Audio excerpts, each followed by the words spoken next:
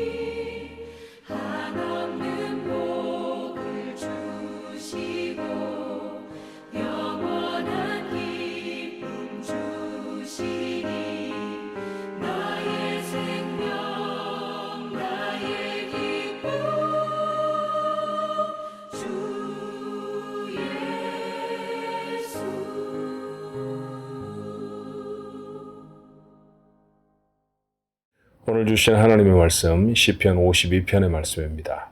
시편 52편 1절로 9절까지의 말씀 한 목소리로 같이 읽을까요? 포악한 자여, 내가 어찌하여 악한 계획을 스스로 자랑하는가? 하나님의 인자하심은 항상 있도다. 내 혀가 심한 악을 꾀하여 날카로운 삭도같이 간사를 행하는도다. 내가 선보다 악을 사랑하며 의를 말함보다 거짓을 사랑하는도다. 간사한 혀여, 너는 남을 해치는 모든 말을 좋아하는도다. 그런즉 하나님이 영원히 너를 멸하시며 너를 붙잡아 내 장막에서 뽑아내며 살아있는 땅에서 내 뿌리를 빼시리로다. 의인이 보고 두려워하며 또 그를 비웃어 말하기를 이 사람은 하나님을 자기 힘으로 삼지 아니하고 오직 자기 재물의 풍부함을 의지하며 자기의 악으로 스스로 든든하게 하던 자라 하리로다. 그러나 나는 하나님의 집에 있는 푸른 감람나무 같으며 하나님의 인자하심을 영원히 의지하리로다. 주께서 이를 행하셨으므로 내가 영원히 주께 감사하고 주의 이름이 선하심으로 주의 성도 앞에서 내가 주의 이름을 사모하리이다. 아멘. 시편은 좀 성경 속에 독특한 장르이죠. 시로 되어 있으니까 말입니다. 시는 대부분 노래이거나 아니면 기도입니다. 그런데 어떤 상황에서 이 노래를 지었는지, 어떤 상황에서 이 기도를 드렸는지 그 상황을 이해할 수 있는 부제가 붙어있는 시들이 몇 편 있어요. 오늘 특별히 시편 52편은 다윗의 시인데 여기에도 부제가 있습니다. 자, 부제에 여러분이 성경을 여시거나 아니면 생명의 삶을 여셨으면 부제를 발견하실 수 있는데 거기 이렇게 되어 있죠. 다윗의 마스길, 인도자를 따라 부르는 노래. 마스길이라는 것은 악기일 수도 있고 리듬일 수도 있습니다. 인도자를 따라 부르는 노래로 지어졌다. 이후에도 그렇게 사용이 되었다. 그런 뜻이죠. 상황을 알 수 있는 말이 그 후에 나옵니다. 에돔인 도액이 사울에게 이르러 다윗이 아히멜렉의 집에 왔다고 그에게 말하던 때. 자, 오늘 이 말씀은 어떤 상황일까요? 다윗은 나라를 구한 영웅이었습니다. 자, 골리앗과 싸워서 이기는 자에게는 나라의 절반을 주고 그리고 공주로 그의 아내가 되게 해서 내 부모로 삼겠다. 이게 사울의 약속이었죠. 그래서 약속대로 그는 공주와 결혼을 합니다. 동화 속의 이야기 같았을 거예요, 아마. 그리고 사울의 군대를 인도하는 군대 장관도 되어지죠. 하지만 사울의 마음에 시기심이 들어왔습니다. 백성들이 자기보다는 이 전쟁에 이기고 돌아온 다윗을 더 높이고 더 좋아한다라고 하는 사실을 그가 알았기 때문이죠. 우리 사회를 저렇게 좋아하니 참 마음이 기쁘다 그랬었으면 얼마나 좋았을까요? 그런데 사울의 마음은 그만큼 넓지는 못했던 모양입니다. 다윗은 만만이요 사울은 천천이다 라고 하는 찬송, 그 두 사람을 높이는 노랫소리에 기분이 확 상해버린 사울은 이후에도 다윗을 여러 번 죽이려고 합니다. 이런저런 궁리를 해서 다윗을 어려움에 빠뜨리려고 하기도 하죠. 얼마나 괴로웠을까요?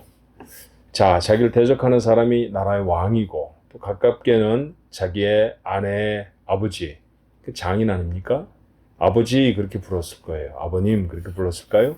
그런 사람이 자신의 생명을 찾는다, 자신을 괴롭힌다 라고 하는 사실이 다윗에게 얼마나 고통스러웠을까 가히 짐작이 되질 않습니다. 그런 어려움의 시절을 몇 번이나 겪었죠.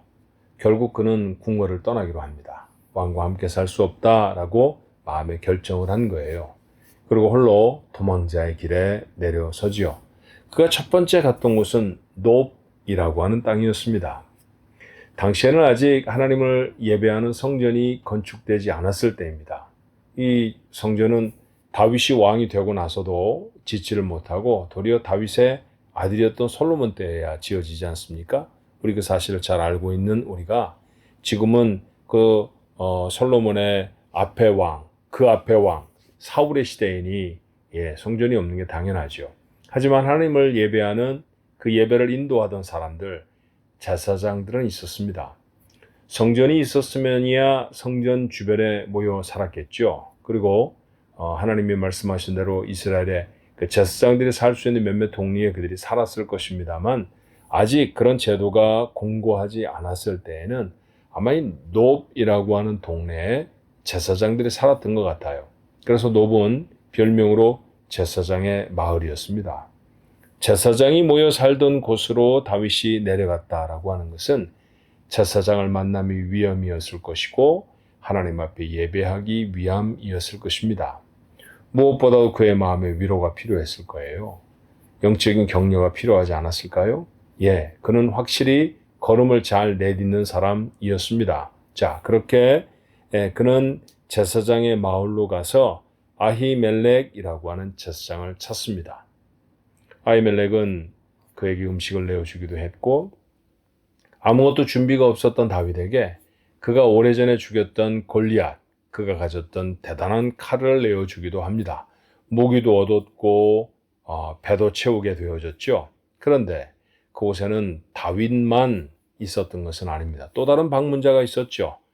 에돔 사람 도액이라는 사람이 바로 그 인물입니다. 그는 사울의 짐승을 맡아 기르던 사울의 목자장이라고 표현이 되어 있으니까 그렇게 짐승을 맡아 키우던 사람이었을 것입니다.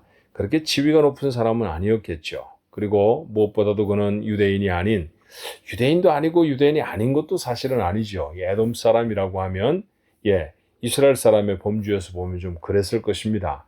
그런 에돔 사람이었으니 그가 출세하고 싶지 않았을까 싶어요. 그래서 그런 후에 기회를 얻었을 때 바로 그가 목격했던 사울을 피해서 다윗이 내려왔을 때 그 다윗에게 먹을 것을 공급해주고 그 다윗에게 무기를 제공해 주었던 이 장면을 그가 보았죠. 그 장면을 그대로 사울에게 고해 바칩니다. 얼마나 화가 났던지요. 사울은 곁에서 도망한 다윗 때문에 화가 났고 그를 다른 사람이 숨겨줄까 싶어서 화가 났을 것입니다. 자, 시기심은요, 사람의 눈을 정말 어둡게 합니다. 어떤 경우에도 여러분 시기심을 갖지 마십시오. 누군가와 여러분을 비교하지 않으셔야 합니다. 사울이 끊임없이 다윗과 자기를 비교하는 동안에 그는 이스라엘의 왕이었음에도 불구하고 행복한 삶을 살지 못했다는 사실을 우리가 한번 기억해 볼 수 있으면 좋겠어요. 자, 이 소식을 들었던 사울은 정말 악한 짓을 하죠. 분노한 사울은 제사장의 마을 노베에 쳐들어갑니다. 그리고 제사장들을 다 죽이는데 그때 죽었던 제사장의 숫자가 자그만치 85명, 85명이나 됐습니다. 정말 몹쓸 짓을 한 것이죠. 하나님이 다스리는 나라 이스라엘에 하나님 앞에 예배하는 일을 앞장서던 제사장들을 85명이나 죽였던 사울은 정말 용서받지 못한 일을 한 사람이었습니다. 끔찍한 사륙이었죠. 이 소식은 숨어 지내던 다윗에게 얼마 후에 들려졌습니다. 그 마음이 얼마나 아팠을까요? 내가 무엇하러 이 높당에 내려가서 제사장을 만났던 거 하는 후회도 들었을 거예요. 내가 좀 주위를 자세히 살펴서 혹시 사울의 사람이 와 있는지 와 있지 않은지 좀 살피지 못했는데 그것 때문에 제사장이 다 죽게 되었구나라고 하는 자책도 있었을까요? 그래서 그 이후에 그는 그 주변에 있는 마을들을 도와주고 어려움에 당한 사람들을 구출하기 위해 생명을 걸었던 일들도 있었습니다. 자, 그런 소식을 다 알고 난 다음에 그렇게 지은 시가 바로 이 시편 52편의 말씀이라는 것이죠. 자, 도액이 사울에게 가서 고하던 바로 그 시간에 지었던 시는 아닐 거예요. 그러니 조금 더 시제를 맞추어서 표현해 본다고 하면 그렇게 이 도액이라는 사람이 사울에게 다윗이 제사장의 마을에 내려가서 제사장으로부터 도움을 받았다는 사실을 고자지한 그 얘기를 들은 이후에 아마 그 정도가 되겠죠. 분노하고 슬펐던 다윗이 오늘 이 시편 52편을 적습니다. 자, 그 마음으로 한번 이 시를 읽어보면 우리에게 두 가지 교훈이 있지 않을까 싶어요. 정말 속상했던 건 뭐냐 하면 도액은 왜 그런 말을 했을까? 왜 그렇게 사울에게 말을 고했을까? 편안하고 좋은 말이었을 수는 없습니다. 사실만의 이야기도 사실은 아니었을 거예요. 그 가운데 다윗을 모해하려는 거짓들은 얼마나 더 더해졌을 것이며 순수한 마음으로 왕의 여전한 신하인 줄 알고 그를 도왔던 제사장의 선의는 얼마나 많이 왜곡이 되어졌을까요?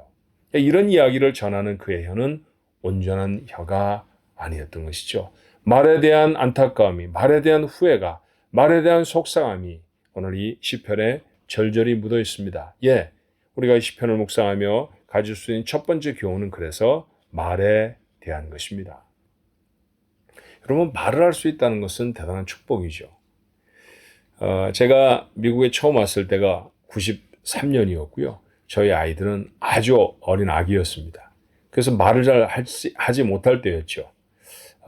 몇 가지 단어를 말할 수는 있었는데 그 단어조차도 명확하지 않았습니다. 근데 여러분 아세요? 그 말을 듣기 위해서 대단히 그때 이 국제전화 비용이 비쌌을 때였었는데 몇백 불씩을 들여가며 그 말 몇 마디를 듣겠다고 전화통에 매달려 있었던 때가 제게 있었습니다. 아이들이 말을 한다는 것은 제게 얼마나 큰 기쁨이었는지 몰라요. 얼마나 큰 축복인지 모릅니다. 나이가 들었는데도 말을 못한다 이러면 그것은 큰 문제이죠. 그러니 말은 축복입니다. 축복되게 써야 합니다. 오늘 도액에게도 이 말은 축복이었을까요? 그렇지 못했다는 것이죠. 악하게 쓰여졌습니다. 하나님이 축복으로 주신 이 말을 악하게 쓸 수 있다라고 하는 사실에 주목해야 합니다. 악하게 쓰지 않아야 합니다. 여러분이 주신 말이 축복이 되어지려고 하면 그것이 악한 것으로 쓰여지지 않으려고 하면 그 말 앞에 늘 파수꾼을 세우십시오. 자, 파수꾼은 적이 오는지 안 오는지 살펴보는 것이죠. 우리 안에 백성들이 자신들을 잘 지키고 있는지, 문은 잘 닫고 닫고서 자는지 살피는 사람이 파수꾼 아니었겠어요? 예. 입술에 파수꾼을 세운다는 것은 그런 의미일 것입니다. 내가 하는 말이 제대로 된 말인가? 예, 어떤 말이 악하게 쓰여지는 말일까요? 여러 가지 많은 말을 할 수 있겠습니다만 오늘 다윗이 지어 하나님 앞에 불렀던 시편 52편의 말씀만으로 보면 첫 번째는 거짓말입니다. 사실을 은폐하는 것 거짓말이죠. 부분적인 과장도 사실은 거짓말입니다. 이런 거짓된 말들은 얼마나 하나님 앞에 우리에게 주신 축복을 축복이 아닌 악으로 사용하게 되는지 몰라요. 어떤 말을 할 때 그 말이 아무리 사실이라 할지라도 누군가를 해치는 말이 되어진다고 하면 결코 하지 않아야 합니다. 우리는 말로 누군가를 해치는 사람이 아니 되어야 하는 것이죠. 그런데 사실을 말하는데 여러분 말할 수 있습니다. 그러나 사실을 말해 정의를 세우고 하나님의 공의를 세우는 것이 아니라고 하면 그 말로 누군가가 피해를 당하는 것이라고 하면 누군가가 상처를 받고 누군가가 어려운 일을 겪게 되어진다고 하면 결코 하지 말아야 합니다. 두세 사람이 누군가의 이야기를 하면서 그와의 관계를 깨트려버리고 그것 때문에 그 사람이 어려워지는 경우를 우리는 참 많이 경험하게 됩니다. 그런 모습으로 우리의 말을 쓰지 않아야 할 것입니다. 좀 더 적극적으로 표현해 보면 말은 선하게 써야지요. 어떻게 말을 쓰는 것이 선한 말일까요? 제가 꼭 목사 같은 말 한번 해볼까요? 말로 하면서 가장 잘 사용하는 것 중에 하나 저는 기도라고 생각해요. 우리가 말을 하는데 하나님 앞에 기도할 수 있는 것보다도 더 기쁘고 더 즐거운 일은 사실은 없습니다. 말이 축복이 되는 까닭은 그것이 기도가 될 수 있기 때문이 아닌가 싶어요. 또 하나, 말로 찬송을 할 때 전 참 좋습니다. 여러분 그 가사 하나하나가 얼마나 가슴에 깊이 스며오는지 여러분 아시죠? 찬송할 때 얼마나 뜨겁게 여러분의 마음에 하나님의 은혜가 담겼었던지 여러분 기억하고 계시지 않습니까? 그러니 우리는 말로 기도하거나 찬송하는 데 사용하십시오. 또 말로 할 수 있는 좋은 일 하나는요. 성경을 읽는 겁니다. 성경을 소리내어 읽는 건 참 큰 은혜가 있는 것 같아요. 여러분은 제가 매일 예배 인도할 때마다 여러분에게 꼭 우리 한 목소리로 같이 읽어보십시다. 그렇게 말씀드리잖아요. 그렇죠? 그건 정말 축복입니다. 만약에 오늘 아침에 내가 일어나서 내가 하는 첫 번째 말이 성경 말씀을 읽는 것이라고 하면 그거 대단히 괜찮은 일인데요. 여러분 그렇게 하루를 시작해 보시면 어떻겠습니까? 매일 예배가 혹 여러분의 아침 시간에 첫머리에 놓여있는 시간이라고 하면 그 시간에 성경을 소리를 내어 읽어보는 거죠. 오늘도 하나님 제게 주신 축복으로 하나님의 말씀을 읽게 하셔서 참 감사합니다. 그런 모습으로 말을 사용할 수 있었으면 참 좋겠습니다. 사람과의 사이에서도 이 말은 선하고 복되게 쓰여질 수 있죠. 무엇보다 나는 여러분들이 칭찬을 좀 하며 사셨으면 좋겠습니다. 먼 사람을 칭찬하자는 얘기 아닙니다. 여러분에게 사실 너무너무 소중한 사람들은 여러분의 가족이죠. 여러분의 자녀들, 여러분의 남편이나 여러분의 아내들. 근데 여러분 한번 오늘 시간에 잠깐 생각해 볼까요? 얼마나 칭찬을 하셨나요? 사랑하는 사람에게 나누어 주어야 할 것은 칭찬입니다. 아주 작은 것이라도 주의 깊게 살펴보면 반드시 칭찬할 것이 있다고 하는 사실을 여러분 기억해야 합니다. 우스운 얘기 하나 드릴까요? 한 아내가 남편이 발을 씻지 않는 게 너무너무 싫었다고 해요. 그래서 발을 좀 씻어달라고, 그리고 빨래를 벗으면 빨래를 이렇게 만들어 놓으면 제발 좀 빨래통에 담아달라고 그렇게 얘기를 했는데도 이 남편이 참 좋은 사람이었음에도 불구하고 이 빨래를, 이 양말을 벗었다든지 할 때 그것을 모아서 빨래통에 넣어놓는 것을 잘 못했다고 합니다. 발 씻는 것은 어찌어찌 이제 습관이 되어졌는데 여전히 빨래통에 빨래를 넣지 않는 남편이 너무 미웠어요. 그래서 어느 날도 돌아온 길에 양말을 벗어놓는 것을 보고 여보, 양말을 빨래통에 좀 넣어주세요. 그렇게 얘기를 했다는 거죠. 그랬더니 이 남편이 줄레줄레 그 양말을 들어서 멀리 있는 빨래통에 집어 던졌습니다. 그랬더니 마침 그 빨래통으로 그 양말이 쏙 빨려 들어가게 될 거죠. 그걸 보고 아내가 박수를 치면서 나이스 샷 그랬다는 얘기예요. 그랬더니 그것도 칭찬이라고 남편은 돌아오면 양말을 벗어서 늘 빨래통에 집어던지게 되었습니다. 그러니까 아주 자연스럽게 벗은 옷을 빨래통에 넣게 되어진 것이죠. 우스개 얘기지만 여러분, 아주 작은 칭찬 하나가 어떤 사람의 습관을 바꿀 수 있다라고 하는 교훈이 되지 않으시나요? 칭찬하는 겁니다. 곁에 선 사람을 칭찬하는 것이죠. 성도들이 함께 교회로 모이면 칭찬하는 것입니다. 여러분, 오늘도 참 많은 사람들을 만나실 거예요. 칭찬하시는 것입니다. 오늘 여러분에게 이렇게 매일 예배 말씀을 전했는데요. 다음 주일날 어쩌면 여러분 중에 누군가는 오셔서 그런 말씀을 하실지 모릅니다. 목사님, 화면에 배경이 참 좋던걸요? 그런 칭찬 말입니다. 그렇게 우리 칭찬을 안 하면서 하십시다. 격려하는 일도 참 필요하지요. 우리의 힘에 버거운 일들을 감당할 때가 얼마나 많은가요? 그때 누군가가 잘하고 있습니다. 참 수고했어요. 멋지게 해냈는걸요? 조금 부족하다고 생각돼도 다음에 더 잘할 수 있을 거예요. 이런 말들은 힘이 됩니다. 여러분, 누군가에게 힘이 되는 말을 해줄 수 있다고 하면 그건 하나님이 주신 말을 얼마나 축복되게 쓰는 사람일까요? 또 한 가지 더 부탁드릴까요? 지난주에도 우리가 인도 단기 선교 보고를 쭉 했는데 참 많은 분들이 은혜를 경험했다는 말씀을 하셨습니다. 무슨 얘기를 저희가 했는데 은혜가 됐죠? 누군가에게 복음을 전했다는 얘기가 돌아와 보고를 하니 교회의 기쁨과 은혜가 되었습니다. 맞아요. 복음을 전하는 일은 말로 할 수 있는 최고의 일이라는 사실을 여러분 잊지 않아야 합니다. 오늘 만나시는 분들에게 하나님의 복음을 전하십시오. 말씀을 전하는 입술, 복되게 말을 사용하는 사람일 것입니다. 오늘 본문을 읽으면서 또 하나 제가 은혜를 담게 되는 말씀은 8절의 말씀이에요. 그러나 나는 하나님의 집에 있는 푸른 감람나무 같으며 하나님의 인자하심을 영원히 의지하리로다. 다윗의 형편은 지금 어떻습니까? 모함하는 사람들이 있습니다. 그 짧은 찰나의 시간을 기억에 담아두었다가 자신의 생명을 찾는 사울에게 일러바친 도액이 얼마나 미웠을까요? 얼마나 속이 상했을까요?